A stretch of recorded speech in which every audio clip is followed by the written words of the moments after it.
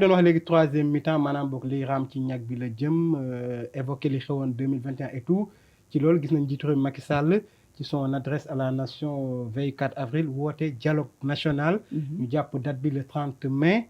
yéen waa ñu bokk ci Yewwi Askan Wi ñu bëri nee nañu du ñu dem même si côté Khalifa ñu ngi laam-laame ndax ñoom dañuy dem ou pas. dialogue national boobu mu woote est-ce que jàppoo leen ni peut-être mun na nekk ab jàmm. ci xët-xët yi ñuy gis ci réew mi. gis nga loolu li tax li gën a tax duñ ci dem d'abord ki ko woote xam nga su may waxtaan ak nit damay xam nit ki parce que am nañu jaar-jaar.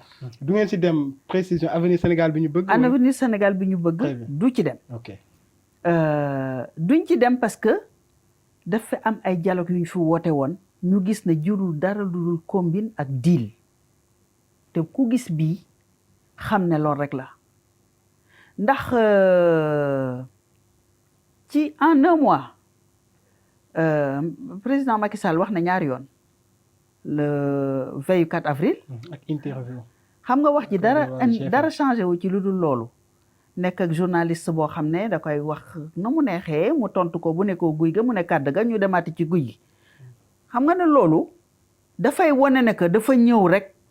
pour encore une fois imposer li mu gis parce que bu ñu toogee waxtaan ak moom ba pare daf ñuy def ne CNRI dialogue bu premier dialogue deuxième la ko neex lay jël def ko ci. parce que récemment dégg nañu ministre conseil Benoît Sambou nee na coow troisième mandat du bokk ci dialogue bi. mu nga donc bu fekkee ne li nga xam ne administrativement juridiquement moralement dafa farankulaay léegi lan la ñuy waxtaanati. ay kesaw ak ay weccit bon ñi nga xam ne daf leen dikk amnistie ak yu demee noonu. nee na ku ñëwul doo nekk candidat. gis nga loolu rek won na ne que le manque de je sais pas moi république bi dafa mel ne du jetable bon maa ngi woote dialogue ku ñëwul sa yaay aye est-ce qu'un président doit parler comme ça. ku gedd sa yaay aye ci même discours bi est-ce qu'un président doit parler comme ça.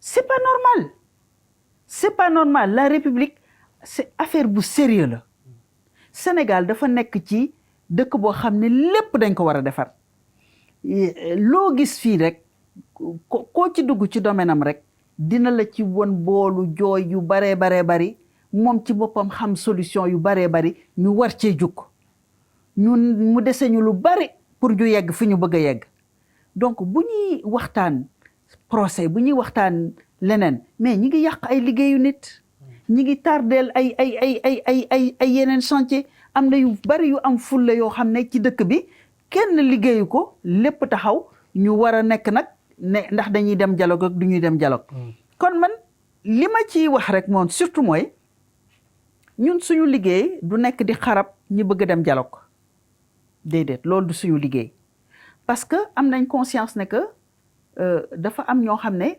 seen situation individuelle moom moo ko yore bu ko neexee tey jii maire de Dakar mu tegal ko délégation spéciale wala yu demee noonu. dafa bëgg a wax ne dafa am fu mu leen téye. dafa am fu mu leen téye parce que et c'est ça qui n'est pas normal c'est-à-dire du justice moo ñëw loo def dara justice rek la ko parce que 2011 ba léegi procès baa ngi fi am ñoo xam ne dañu génn comme ñoom décceeg yooyu.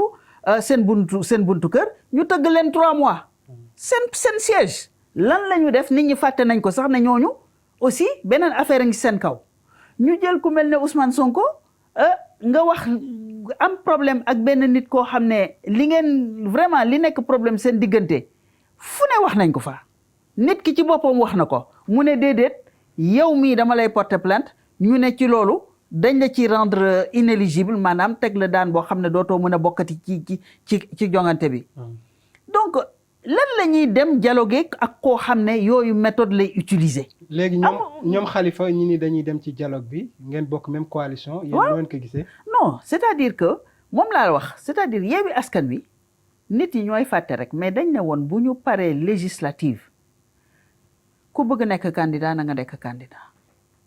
ñu am un programme minimum de gouvernance loo xam ne naka la ñuy defaree Sénégal suñu yegsee ci deuxième tour ñu seet ban plateforme ban projet la ñuy ànd pour def deuxième